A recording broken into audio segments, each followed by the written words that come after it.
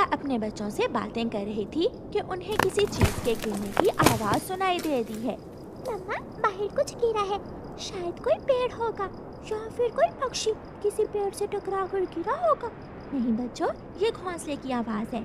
शायद किसी पक्षी का घोंसला हवा से उड़ता हुआ आ गया है।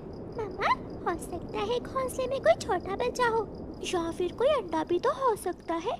हमें बाहर जाकर देखना होगा। मम्मा चिड़िया दरवाजा खोलती है और घर से बाहर जाती है। चिड़िया के घर से थोड़ी दूर फूलों के अंदर एक घोंसला फंसा हुआ था। मम्मा चिड़िया वहाँ जाती है और घोंसले में एक छोटे तोते को देखकर जल्दी से आवाज देती है, गुड़िया गुड़िया कुकू, इस घोंसले में एक छोटा सा तोते का बच्चा। मम्मा चिड़िया जल्दी से वो घोंसला उठाकर अपने घर के अंदर ले जाती है। मम्मा, ये तो बहुत सुंदर तोते का बच्चा है। बेचारा अपने मम्मा और पापा से बिछड़ गया होगा। अभी तो ये बोल भी नहीं सकता, बहुत छोटा है बेचारा। लेकिन मैं परेशान हूँ गुड़िया बेटी, हमारे पास तो एक ही गर्म चादर है। हम इस बच्चे को ठंड से कैसे बचाएंगे? इसे खाने को क्या देंगे? मम्मा, हम इस छोटे बच्चे को बेआसरा भी तो नहीं छोड़ सकते। मैं आपके घोंसले में सो जाती हूँ और इसे आप कुकू भाई के साथ लिटा दें। नहीं बच्चों, आप दोनों बहन भाई इस छोटे बच्चे को अपने साथ लिटा लो। मैं घोंसले में बैठकर रात गुजार लेती हूँ।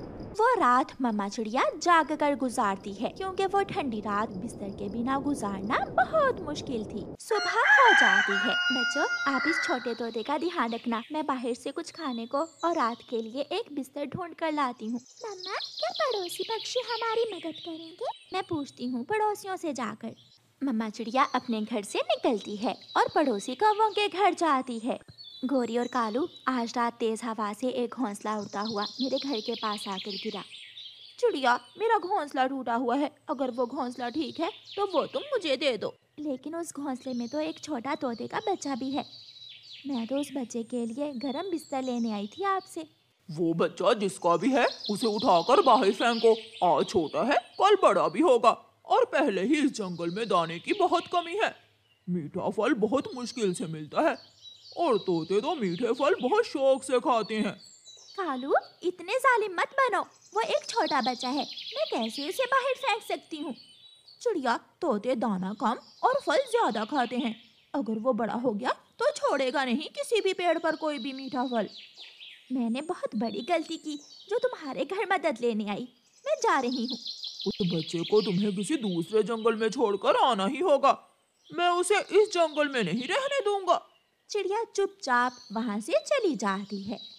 हाँ चिड़िया बहन, ये बिस्तर है तो पुराना लेकिन गर्म है। ये इस छोटे बच्चे के लिए ठीक रहेगा। कबूतर भैया, वो कौवे जरूर आएंगे। वो मुझसे वो बच्चा छीनने जरूर आएंगे। अगर वो ऐसा करे तो तुम शोर मचाना और सारे पक्षियों को जमा करके कौवों के करतूत बताना। मैं उस बच्चे को पाल लूंगी। मैं उसे अपने बच्चों की तरह ही पाल लूंगी। कबूतर भैया, मेरी मदद करना, ये बहुत बड़ी नेकी है और मेरा साथ देना ये काम करने में। चिड़िया रानी, तुम चिंता ना करो, मैं तुम्हारे साथ हूँ। रानो चिड़िया बिस्तर अपने घर ले जाती है और फिर उस दिन के बाद से वो बच्चा चिड़िया के घर में ही रहने लगता है। चिड़िया उस छोटे बच्चे को अपने बच्चों के साथ ही दाना देती, अपने बच्चों की तरह ही उसका ख्याल रखती। अब तो वो छोटा तोता बोलने भी लगा था। मम्मा मम्मा, भाई भाई भाई। मम्मा मम्मा, देखें, छोटे तोते ने मुझे भाई कहा। अब ये बोलने लगा है। हाँ बेटा, अब ये बच्चा बड़ा हो रहा है, ये सब सीख लेगा। लेकिन मम्मा, अगर बड़ा होकर ये तोतों के घर चला गया तो मेरा दिल कैसे लगेगा इसके बिना? ऐसा नहीं होगा, ये बच्चा हमारे साथ ही रहेगा। एक दिन मम्मा चिड़िया अपने बच्चों के लिए दाना लेने गई हुई थी कि कालू कौवा और गोरी कौवी चिड़िया के घर में आते हैं। उठा लो। एक दिन रानी तोती राजा तोते से कहती है, राजा जी, मैं दूसरे जंगल जाना चाहती हूँ। शायद दूसरे जंगल की ताज़ा हवा से मेरे दिल को थोड़ी शांति मिले। उल्लू सिपाही को साथ ले जाओ और याद रखना, पहाड़ों वाले जंगल से आगे मत जाना। रानी तोती सिपाही उल्लू को साथ लेकर अपने महल से निकलती है। रानी तोती उड़ती उड़ती दूसरे जंगल पहुंच जाती है। गुड़िया और कुकू अपने घर के बाहर बैठे छोटे तोते से खेल रहे थे। सिपाही रुको, मुझे वहाँ ले जाओ। रानी तोती कुकू और गुड़िया के पास तोते का बच्चा देखकर वहाँ आ जाती है। ये बच्चा तो मेरा है, ये मेरा बच्चा ही है। रानी, हमें ये बच्चा तेज हवा में मिला था। ये हमारा भाई है, हम इसके बिना नहीं रह सकते। मम्मा चिड़िया भी वहाँ आ जाती है। चिड़िया, मैं सच कह रही हूँ, ये बच्चा मेरा है, मुझे मेरा बच्चा दे दो। उस तेज तूफानी रात में ये बच्चा, हाँ, उसी रात मैं इसे अपने महल के मीनार में लेकर खड़ी थी कि घोंसला हवा में उड़ गया। गुड़िया और कुकू की आंखों में आंसू थे। हाँ, ये बच्चा आपका ही है, आप इसे लेकर जा सकती हैं। रानी अपने बच्चे को गले से लगा लेती है। चिड़िया, मुझे मेरा बच्चा मिल गया, लेकिन मैं आपके बच्चों से उनका भाई जुदा नहीं कर सकती। मेरे साथ चलो, आप आज से मेरे साथ हमारे महल में ही रहोगी। लेकिन रानी, मैं तो बहुत गरीब चिड़िया हूँ।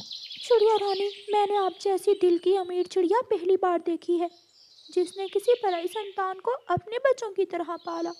फिर चिड़िया अपने बच्चे लेकर तोती रानी के साथ महल में चली जाती है और सब मिलकर खुशी खुशी जीवन गुजारते हैं। प्यारे दोस्तों, अगर कहानी अच्छी लगी हो तो लाइक करें और तोता राजा को तूफान का किसने बताया था ये भी कमेंट करके भोजन ढूंढना अब कालू कौवे के लिए बहुत आसान हो गया था, क्योंकि कालू कौवा हर रोज इंसानों की बस्ती की तरफ जाता और वहाँ एक किसान के खेत से कुछ चने चुरा लेता। आज के लिए इतना ही काफी है, पेट भी भर लिया और गोरी के लिए भी चने ले लिए।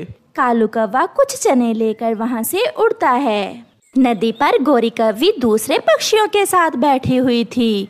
लो पतरी जी, खाओ चने, बहुत स्वादिष्ट हैं। मेरा सुंदर पति कितना ख्याल रखता है मेरा।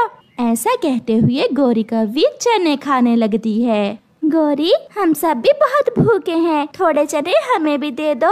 ना ना गोरी, ये चने मैं तुम्हारे लिए लाया हूँ। हम सब भी आपके दोस्त हैं, हमें भी थोड़े से दे दो। ना ना, मेरे पति जी बहुत मेहनत से कमा कर लाते हैं मेरे लिए चने। चल कालू, घर जाकर खाते हैं। वो देखो, मोटा कबूतर कैसे घूर घूर कर देख रहा है मुझे। फिर गोरी और कालू चने उठाकर वहाँ से चले जाते हैं। ना जाने ये कालू चने कहाँ से ले आता है, मुझे तो पूरे जंगल में कहीं भी चनों का पौधा नजर नहीं आता। दूसरे दिन गोरी कालू से कहती है, पति जी, आज मैं भी आपके साथ जाऊंगी किसान के खेत में। मगर ध्यान रखना, अगर किसान ने पकड़ लिया तो बहुत मारेगा। गोरी कौवी और कालू किसान के खेत की तरफ जाते हैं। न जाने मेरे चने की फसल दिन ब दिन कम क्यों होती जा रही है। शायद कोई चोर मेरी फसल चुरा रहा है। कौवा और कौवी भी खेत से थोड़ी दूर आकर एक पेड़ पर छुपकर बैठ जाते हैं। अभी किसान खेत में है, हमें किसान के जाने का इंतजार करना होगा। ऐसे वो वहाँ बैठकर किसान के जाने का इंतजार करते हैं। थोड़ी देर बाद किसान अपनी बैलगाड़ी जोतकर अपने घर चला जाता है। चला गया कालू जी, किसान चला गया। फिर वो दोनों किसान के खेत में जाकर खूब जी भर के चने खाते हैं। पति जी, क्यों ना मैं थोड़े से चने अपनी माँ के लिए भी ले जाऊं, मेरी माँ को चने बहुत पसंद है। गोरी, चने तो मेरे मामा जी को भी बहुत पसंद हैं। मैं अपने मामा जी के लिए भी कुछ चने ले लेता हूँ। गोरी अपनी माँ के लिए और कालू अपने मामा जी के लिए चने लेकर वहाँ से उड़ जाते हैं। माँ, मेरे पति जी की अपनी फसल है चनों की, बहुत मेहनती हो गया है अब कालू। छोटी, तुम भी खाओ, चने बहुत स्वादिष्ट हैं। मेरी बेटी बहुत भाग्यशाली है जो कालू से शादी हुई मेरी बेटी की।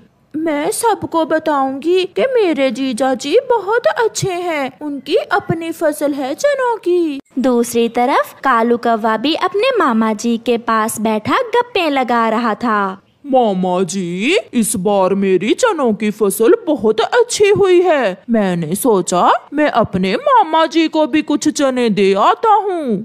मेरा भांजा बहुत मेहनती हो गया है, अब काम करने लगा है मेरा भांजा। मुझे तो चने बहुत पसंद हैं।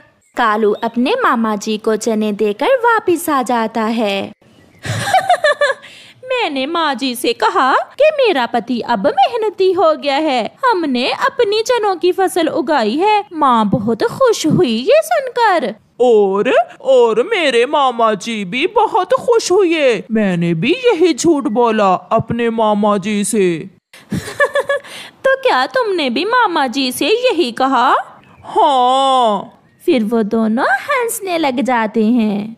ऐसे ही कुछ दिन गुजर जाते हैं। एक दिन गोरी की छोटी बहन अपनी माँ से कहती है, माँ, आज मौसम भी बहुत अच्छा है, क्यों ना आज हम मेरे जीजा जी के खेत से चने खाने जाएं। सच पूछो तो बेटी, चने खाने को आज मेरा भी बहुत मन कर रहा है, चलो हम दोनों जाती हैं। कालू की सास और साली वहाँ से उड़ती हैं। दूसरे दिन गोरी कव्वी के घर गोरी कव्वी की माँ आ जाती है। गोरी बेटी, बहुत भूख लगी है, क्या कुछ खाने को है घर में? माँ, घर में तो कुछ नहीं है, आप भी हमारे साथ चलिए, हम खेत से मकई खाने जा रहे हैं। सासू माँ, वो खेत हमारा ही है, तुम चिंता न करो, कोई पूछने वाला नहीं है, जितनी चाहो मकई खाना। अगर ऐसा है तो मुझे भी अपने साथ ही ले जाओ।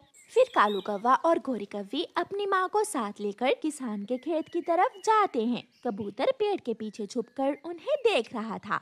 आज मैं तुमसे बदला लूंगा कालू और गोरी, आज तो तुम जरूर पिटोगे। कबूतर जल्दी से उड़ता है और उनके पीछे जाता है। कौवे सीधे किसान के खेत में जाकर मकई खाने लगते हैं और कबूतर सीधा किसान के पास जाता है और किसान से कहता है, किसान किसान, वो चोर कौवे हर रोज तुम्हारी मकई चोरी करते हैं, वो इस वक्त भी तुम्हारे मकई के खेत में बैठे पार्टी कर रहे हैं, अगर नहीं विश्वास तो जाकर देख लो।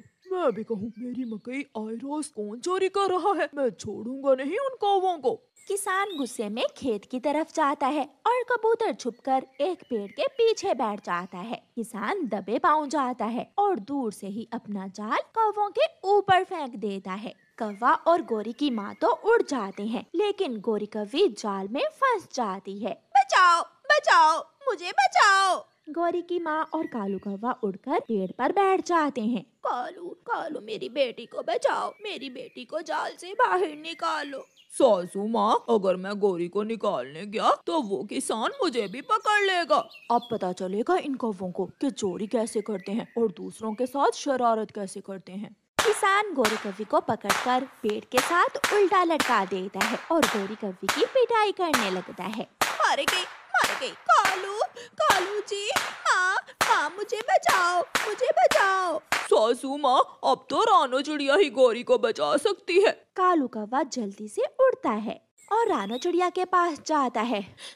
रानो, रानो, पकड़ लिया, गोरी को किसान ने पकड़ लिया, वो गोरी को बहुत मार रहा है, प्लीज बचा लो, मेरी गोरी पत्नी जी को बचा लो। चोरी का अंजाम हमेशा ऐसा ही होता है, पहले वादा करो, फिर दोबारा ऐसे काम नहीं करोगे। वादा? मैं वादा करता हूँ, आज के बाद हम कभी भी चोरी नहीं करेंगे। फिर रानो चिड़िया किसान की पत्नी के पास जाती है। माँ जी, कृपया करें और अपने पति किसान से कहिए कि गोरी कव्वी को छोड़ दें। लेकिन मेरा पति तो खेत में है, आपके पति ने उस कव्वी को पकड़कर पेड़ से उल्टा लटका दिया है, प्लीज उसे बचा लें। फिर किसान की पत्नी चिड़िया की बात मानकर चिड़िया के साथ जाती है और किसान से कहती है, पति जी, इसे छोड़ दें, इसने जो किया है अब इसे माफ कर दें। अब तो छोड़ रहा हूँ, वो भी अपनी पत्नी के कहने पर, अगर दोबारा इस दिशा में नजर आई तो जान से मार दूंगा। किसान गोरी कव्वी को आजाद कर देता है और गोरी कव्वी पीछे मुड़कर नहीं देखती। वो सब जंगल में वापस पहुंच जाते हैं। कबूतर कौवों के सामने बैठकर हंसते हुए कहता है, कबूतर से जो पंगा लेगा उसका अंजाम ऐसा ही होगा। लेकिन कौवे डरे हुए थे, इसलिए वो चुपचाप वहाँ से चले जाते हैं। गोरी कव्वी चिड़िया के पास जाती है। चिड़िया, चिड़िया, आज मौसम बहुत ठंडा ठंडा है, मैंने और कालू ने सोचा है कि हम सब मिलकर गरम गरम खिचड़ी बनाते हैं, बहुत मजा आएगा। गोरी बहन, खिचड़ी खाने को तो मेरा भी बहुत दिल कर रहा है, अच्छा ही हुआ जो तुम आ गई हो, हम ऐसा ही करते हैं, हम मिलकर खिचड़ी बना लेते हैं और फिर मिलकर खाएंगे। चिड़िया, लेकिन हमारे पास ना दाल है ना चावल, तुम ऐसा करो, दाल और चावल ले आओ, फिर हम मेरे घर में ही बना लेंगे खिचड़ी। ठीक है गोरी, तुम जाओ और बाकी की चीजें देखो, मैं दाल और चावल ले आती हूँ। गोरी चली जाती है। चिड़िया अपनी रसोई में जाकर देखती है, दाल चावल का डिब्बा खाली था, ना दाल है ना ही चावल, अब मैं क्या करूँ? फिर कुछ सोचकर रानो चिड़िया अपनी टोकरी उठाकर जंगल में निकल जाती है। चिड़िया सीधी इंसानों के खेत में जाती है। किसान ने अभी कल ही अपनी चावल की फसल काटी थी और खेत में ढेर सारे चावल के दाने बिखरे पड़े थे। चिड़िया वो चावलों के दाने उठा उठा कर अपनी टोकरी में रखने लगती है। गोरी, गोरी, क्या चिड़िया मान गई है? मान गई। मैंने उसे दाल चावल लाने का कहा है। जब चिड़िया दाल चावल लेकर आ जाएगी तो फिर हम उसे नमक और घी लेने भेज देंगे। काम करेगी चिड़िया और खिचड़ी खाएंगे हम दोनों। बहुत मजा आएगा ऐसे ठंडे ठंडे मौसम में मुफ्त की खिचड़ी खाने का। चिड़िया अपनी टोकरी में चावल जमा कर लेती है। चावल तो हो गए, अब मैं कहीं और से जाकर दाल का दाना भी ढूंढ लेती हूँ। चिड़िया अपनी टोकरी उठाकर दाल का दाना ढूंढने निकल जाती है। चिड़िया जंगल की दूसरी तरफ जाती है। पहाड़ों के पास दाल का पौधा था। चिड़िया जानती थी, इसलिए चिड़िया सीधी उस दाल के पौधे के पास जाती है। इस पौधे पर दाल के बीज तो हैं, थोड़े हैं तो क्या हुआ, खिचड़ी तो बन ही जाएगी। चिड़िया उस दाल के पौधे से दाल जमा करती है और अपनी टोकरी उठाकर गोरी कव्वी के घर की तरफ जाती है। चिड़िया कव्वों के दरवाजे पर दस्तक देती है। कालू कालू, चिड़िया आ गई, तुम जल्दी से चूल्हे में आग जलाओ। कौवा उठता है और चूल्हे में आग जलाने लगता है। गोरी दरवाजा खोलती है। चिड़िया अंदर आ जाती है। आपने अभी तक आग भी नहीं जलाई, मैं तो दाल चावल लेकर आ भी गई हूँ। क्या करूं, धुएं से मेरा सर चकराने लगा है। लकड़ियां गीली हैं, इसलिए आग जल ही नहीं रही। चिड़िया, लगा हुआ है तो बेचारा कालू कब से, धुआं ही निकल रहा है, आग नहीं जल रही। गोरी बहन, तुम ये दाल और चावल साफ करो, तब तक मैं अपने घर से सूखी लकड़ियाँ लेकर आती हूँ। ऐसे कहते हुए चिड़िया अपने घर से सूखी लकड़ियाँ लेने चली जाती है। चिड़िया ने अपने घर में सूखी लकड़ियाँ जमा कर रखी थी। चिड़िया 2 लकड़ियाँ उठाती है और वापस जाती है। कालू जी, बस भी करो, अब क्या दाल चावल ऐसे ही खा जाओगे, खिचड़ी नहीं बनाओगे? दो दाने और बस, मुझे बहुत भूख लगी हुई है। चिड़िया भी आ जाती है। कौवा जल्दी से दूसरी तरफ होकर बैठ जाता है। आ गई लकड़ियाँ भी, अब जल्दी से आग जलाओ, मुझे ठंड भी बहुत लग रही है और भूख भी बहुत तेज लगी हुई है। चिड़िया, जब हम शाम को गरम गरम खिचड़ी खाएंगे तो सारी थकान उतर जाएगी। गोरी डिब्बे में नमक भी नहीं है, अब नमक का क्या होगा? कालू जी, तुम चिंता ना करो, ले आएगी अब हमारी चिड़िया नमक भी। क्या अब नमक भी नहीं है? अगर सारी चीजें मुझे ही लानी थी तो मिलकर क्यों बनाई खिचड़ी, मैं अकेली ही बना लेती। चिड़िया बहन, अब सोचने का वक्त नहीं है, जल्दी से जाओ और नमक ले आओ। चिड़िया उड़ती है और सीधी पहाड़ों पर जाती है। वहाँ एक नमक की कान से चिड़िया अपनी छोटी सी चोंच में नमक लेती है और वापस आती है। लो, मैं ले आई नमक भी, अब मुझसे और काम नहीं होगा। हो गया, सारा काम तो हो गया, खिचड़ी बन गई है, मैं नमक मिलाती हूँ। और चिड़िया, तुम जल्दी से नदी से पानी भर लाओ, कम वक्त मटका भी खाली पड़ा है। चिड़िया मटका उठाती है और नदी पर चली जाती है। कालू जी, अब जल्दी से अंदर से दरवाजे की कुंडी लगा लो, जब चिड़िया आए तो दरवाजा न खोलना। मैंने तो कुंडी पहले ही लगा दी है। गोरी, तुम बताओ खिचड़ी कब बनेगी?